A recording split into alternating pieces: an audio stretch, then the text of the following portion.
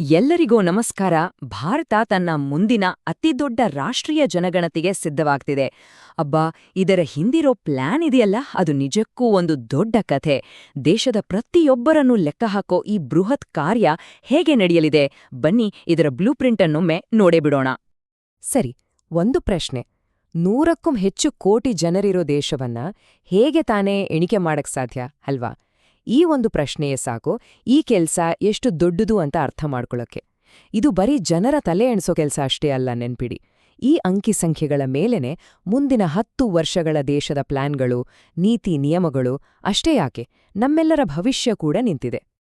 ನಾವೀಗ ನೋಡಕ್ ಹೊರಟಿರೋ ಪ್ರತಿಯೊಂದು ಮಾಹಿತಿ ಕೂಡ ಭಾರತ ಸರ್ಕಾರ ಬಿಡುಗಡೆ ಮಾಡಿರೋ ಅಧಿಕೃತ ನೀಲನಕ್ಷೆಯಿಂದಲೇ ಬಂದಿರೋದು. ಸೊ ನಾವಿಲ್ಲಿ ಮಾತಾಡ್ತಿರೋದು ಪಕ್ಕಾ ಅಫಿಷಿಯಲ್ ಮತ್ತು ನಿಖರವಾದ ಮಾಹಿತಿ.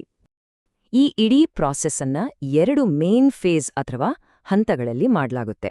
ಫಸ್ಟ್ ಅಂದ್ರೆ 2026 ಏಪ್ರಿಲ್ನಿಂದ ಸೆಪ್ಟೆಂಬರ್ವರೆಗೂ ದೇಶದಲ್ಲಿರೋ ಪ್ರತಿಯೊಂದು ಮನೆಗೂ ಒಂದು ನಂಬರ್ ಕೊಟ್ಟು ಲಿಸ್ಟ್ ಮಾಡ್ತಾರೆ. ಇದನ್ನ ಮನೆಪಟ್ಟಿ ಅಂತಾರೆ.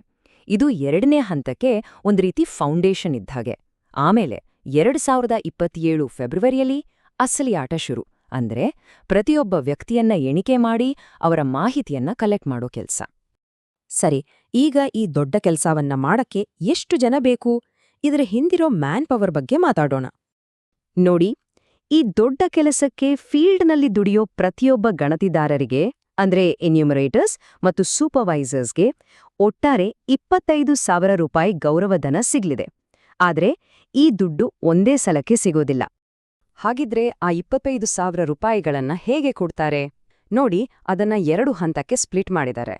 ಮೊದಲನೇ ಹಂತ ಅಂದ್ರೆ ಮನೆಗಳ ಲಿಸ್ಟ್ ಮಾಡೋ ಕೆಲಸಕ್ಕೆ 9,000 ರೂಪಾಯಿ. ಆಮೇಲೆ 2ನೇ ಹಂತ ಅಂದ್ರೆ ಜನರನ್ನ ಎಣಿಸೋ ಕೆಲಸಕ್ಕೆ 16,000 ರೂಪಾಯಿ. ಯಾಕಂದ್ರೆ 2ನೇ ಹಂತ ಸ್ವಲ್ಪ ಹೆಚ್ಚು ಕಷ್ಟಕರ ಮತ್ತು ಹೆಚ್ಚು ಸಮಯ ತೆಗೆದುಕೊಳ್ಳುತ್ತೆ. ಸೊ ಕೆಲಸದ ಕಷ್ಟಕ್ಕೆ ತಕ್ಕಂತೆ ದುಡ್ಡನ್ನ ವಿಂಗಡಿಸಿದ್ದಾರೆ. ಈ ಸಲದ ಸೆನ್ಸಸ್ ಅಂದ್ರೆ ಜನಗಣತಿ ಪೂರ್ತಿ ಡಿಜಿಟಲ್ ಆಗ್ತಿದೆ ಅಂದ್ಮೇಲೆ ಟೆಕ್ನಿಕಲ್ ಸಪೋರ್ಟ್ ಕೂಡ ಬೇಕೇ ಬೇಕು ಅಲ್ವಾ? ಅದಕ್ಕೋಸ್ಕರ ಟೆಂಪರರಿಯಾಗಿ ಕೆಲವು ಸಿಬ್ಬಂದಿಯನ್ನ ನೇಮಕ ಮಾಡ್ಕೊಳ್ತಾರೆ. ಇದರಲ್ಲಿ ಟೆಕ್ನಿಕಲ್ ಅಸಿಸ್ಟೆಂಟ್ಗೆ ತಿಂಗಳಿಗೆ 25,000 ರೂಪಾಯಿ ಸಂಬಳ ಮತ್ತು ಮಲ್ಟಿ ಟಾಸ್ಕಿಂಗ್ ಸ್ಟಾಫ್ ಅಂದ್ರೆ ಎಂಟಿಎಸ್ಗೆ ತಿಂಗಳಿಗೆ 18,000 ರೂಪಾಯಿ ಸಂಬಳವನ್ನ ಫಿಕ್ಸ್ ಮಾಡಿದ್ದಾರೆ. ಸರಿ, ಇದಕ್ಕೆಲ್ಲ ದುಡ್ಡೆಲ್ಲಿಂದ ಬರುತ್ತೆ? ಈ ಯೋಜನೆಗೆ ಬಜೆಟ್ ಎಷ್ಟು ಅಂತ ನೋಡೋಣ ಬನ್ನಿ. ಇಷ್ಟು ದೊಡ್ಡ ಕೆಲಸ ಸ್ಮೂತಾಗಿ ನಡೆಯಬೇಕಂದ್ರೆ ದುಡ್ಡು ಬೇಕೇ ಬೇಕು. ಅದಕ್ಕೆ ಕೇಂದ್ರ ಸರ್ಕಾರ ಬೇರೆ ಬೇರೆ ಹಂತಗಳಲ್ಲಿರೋ ಆಡಳಿತಗಳಿಗೆ ಅಂದ್ರೆ ರಾಜ್ಯ, ಜಿಲ್ಲೆ ಮತ್ತು ತಾಲೂಕು ಲೆವೆಲಿಗೆ ಒಂದು ಬಾರಿಯ ವಿಶೇಷ ಅನುದಾನವನ್ನ ಕೊಡ್ತಿದೆ. ಇದು ಐಟಿ ಇನ್ಫ್ರಾಸ್ಟ್ರಕ್ಚರ್, ಲಾಜಿಸ್ಟಿಕ್ಸ್ ಹೀಗೆ ಬೇರೆ ಬೇರೆ ಖರ್ಚುಗಳಿಗಾಗಿ. ಇಲ್ಲಿ ನೋಡಿ, ರಾಜ್ಯ ಮತ್ತು ಯೂನಿಯನ್ ಟೆರಿಟೋರಿ ಲೆವೆಲ್ನಲ್ಲಿ ಬಜೆಟ್ ಹಂಚಿಕೆ ಹೇಗಿದೆ ಅಂತ. ಐಟಿ ಇನ್ಫ್ರಾಸ್ಟ್ರಕ್ಚರ್ಗೆ ಅಂದ್ರೆ ಕಂಪ್ಯೂಟರ್, ಇಂಟರ್ನೆಟ್ ಎಲ್ಲದಕ್ಕೂ 10 ಲಕ್ಷ ರೂಪಾಯಿ. ಕೆಲ್ಸಕ್ಕೆ ಓಡಾಡೋಕೆ, ವಾಹನಗಳನ್ನ ಬಾಡಿಗೆಗೆ ತಗೊಳ್ಳೋಕೆ ಇನ್ನೊಂದು 10 ಲಕ್ಷ ರೂಪಾಯಿ. ಮತ್ತು ಬೇರೆ ಸಣ್ಣಪುಟ್ಟ ಖರ್ಚುಗಳಿಗಾಗಿ ಮತ್ತೊಂದು 10 ಲಕ್ಷ ರೂಪಾಯಿ. ಅಂದ್ರೆ 3 ಮುಖ್ಯ ಖರ್ಚುಗಳಿಗೂ ಸಮನಾದ ಪ್ರಾಮುಖ್ಯತೆ ಕೊಟ್ಟಿದ್ದಾರೆ. ಈ ಇಡೀ ಆಪರೇಷನ್ ಸಕ್ಸಸ್ ಆಗ್ಬೇಕಂದ್ರೆ 2 ವಿಷಯಗಳು ಬಹಳ ಮುಖ್ಯ. ಒಂದು ಟೆಕ್ನಾಲಜಿ, ಇನ್ನೊಂದು ಟ್ರೈನಿಂಗ್. ಹಾಗಿದ್ರೆ ಇದರ ಪ್ಲಾನ್ ಹೇಗಿದೆ ನೋಡೋಣ. ನೋಡಿ, ಈ 2027ರ ಜನಗಣತಿಯಲ್ಲಿರೋ ಅತಿದೊಡ್ಡ ಬದಲಾವಣೆ ಅಂದ್ರೆ ಇದೆ. ಈ ಸಲ ಪೇಪರ್ ಪೆನ್ ಕೆಲ್ಸ ಇಲ್ವೇ ಇಲ್ಲ, ಎಲ್ಲವೂ ಡಿಜಿಟಲ್. ಮೊಬೈಲ್ ಆಪ್ಗಳ ಮೂಲಕವೇ ಡೇಟಾ ಕಲೆಕ್ಟ್ ಮಾಡ್ತಾರೆ. ಇದರಿಂದ ಏನಾಗುತ್ತೆ ಅಂದ್ರೆ ಮಾಹಿತಿ ತುಂಬಾನೇ ನಿಖರವಾಗಿರುತ್ತೆ ಮತ್ತು ರಿಸಲ್ಟ್ಸ್ ಕೂಡ ಬೇಗ ಸಿಗತ್ತೆ.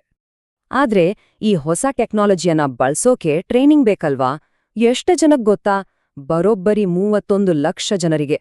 ಯೋಚನೆ ಮಾಡಿ, 31 ಲಕ್ಷ ಗಣತಿದಾರರು ಮತ್ತು ಮೇಲ್ವಿಚಾರಕರಿಗೆ ಟ್ರೈನಿಂಗ್ ಕೊಡ್ಬೇಕು. ಅಬ್ಬಾ, ಇಷ್ಟೊಂದು ಜನಕ್ಕೆ ಒಂದೇ ಸಲ ಟ್ರೈನಿಂಗ್ ಕೊಡೋದು ಹೇಗೆ ಸಾಧ್ಯ? ಅದಕ್ಕೆ ಒಂದು ಸೂಪರ್ ಪ್ಲಾನ್ ಇದೆ. ಅದನ್ನ ಕ್ಯಾಸ್ಕೇಡ್ ಮಾಡೆಲ್ ಅಂತ ಕರೀತಾರೆ. ಅಂದ್ರೆ ಒಂದು ರೀತಿ ಪಿರಮಿಡ್ ತರ. ಮೊದಲು ಟಾಪ್ ಲೆವೆಲ್ನಲ್ಲಿ 100 ನ್ಯಾಷನಲ್ ಟ್ರೈನರ್ಸ್ಗಳಿಗೆ ತರಬೇತಿ ಕೊಡ್ತಾರೆ. ಅವರು ದೇಶದಾದ್ಯಂತ ಇರೋ 2,000 ಮಾಸ್ಟರ್ ಟ್ರೈನರ್ಗಳಿಗೆ ಟ್ರೈನಿಂಗ್ ಕೊಡ್ತಾರೆ. ಆಮೇಲೆ ಈ ಮಾಸ್ಟರ್ ಟ್ರೈನರ್ಗಳು ಸುಮಾರು 44,000 ಫೀಲ್ಡ್ ಟ್ರೈನರ್ಗಳನ್ನ ರೆಡಿ ಮಾಡ್ತಾರೆ.